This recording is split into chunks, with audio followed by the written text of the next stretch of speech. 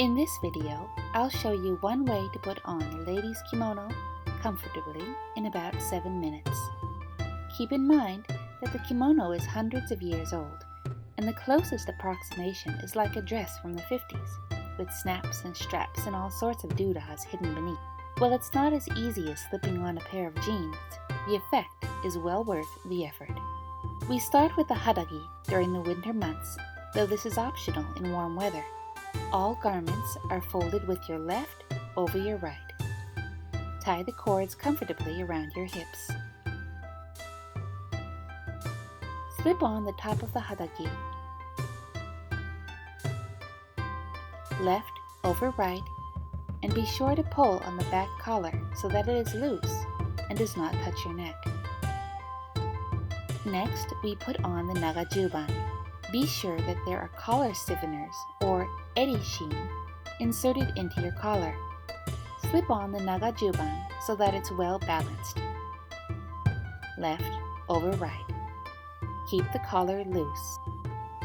To secure the nagajuban, clip a coding belt on the inside collar, lace it through the armholes, around the back, and clip it to the front again. Not all nagajuban have an emon nuki strap, but it's not necessary. I still recommend them. Unlike men's kimono, your collar should not touch the back of your neck. Use the emon nuki to adjust it, or pull on the back of the nagajuban. Next, tie a datejime around your underwire, not your waist.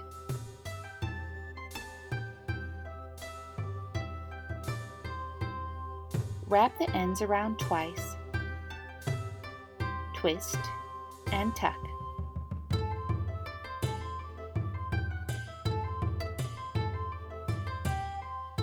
Be sure your nagajuban is not scrunched in the back by pulling on the sides. Next, slip on the kimono over the nagajuban. Pay careful attention to the collar. Tuck the sleeves of the nagajuban into the sleeves of the kimono.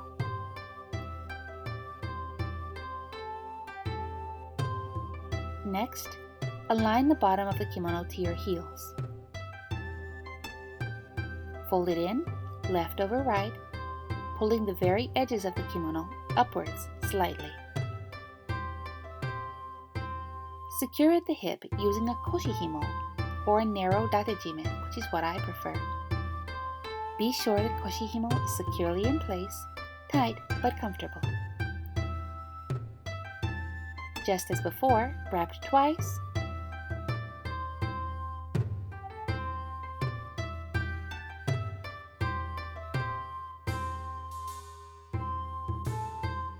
twist, and tuck.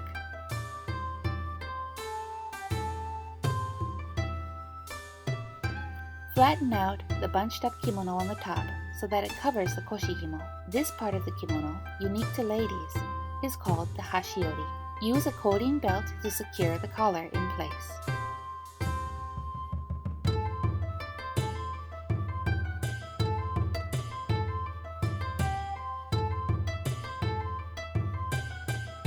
In order to get a flat hashiori, lift up the inner hidden layer of the kimono while flattening the outer layer downwards. Be sure your kimono is straight in the back by pulling on the sides.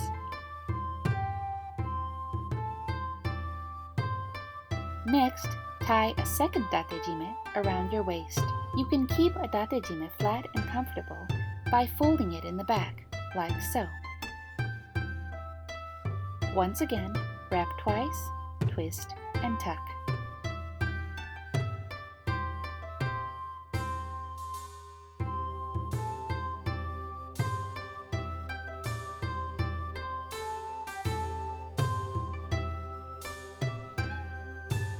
Next comes the obi-ita, which keeps the obi flat. I recommend ones with a clip-in back, like this. And now, the obi. This is a Nagoya obi, which means it's pre-folded and sewn. Others need to be folded lengthwise. They vary greatly. Keep a flap of about the width of your waist, folded next to your body, and wrap the rest of the obi tightly around your waist. It should be comfortably stiff, but it's not a corset. Let yourself breathe.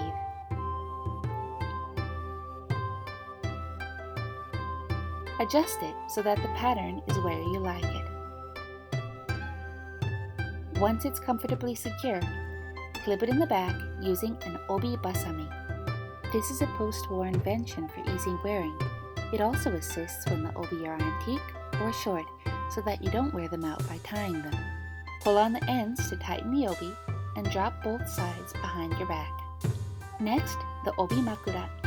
With the curve on top, position the makura where the top of the obi should be located and gently lift it onto the obi basami. Tie the bakura strings and tuck them behind the obi. Straighten out the obi as necessary. The top should, ideally, be straight. Next, the obijime.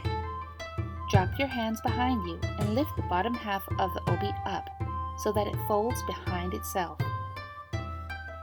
The leftover flap should then be tucked in between the large loop and the inner fold you just created. Secure the flap by lacing the obijime through the loop and tying both ends in front. Be sure it's tied tightly or the obi will fall apart.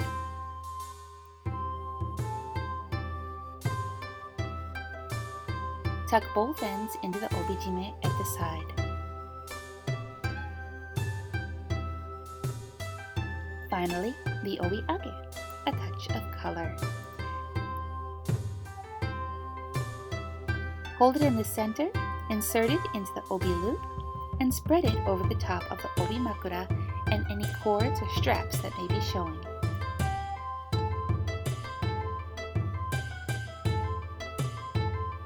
Tie it loosely and neatly in the front and tuck it into the obi.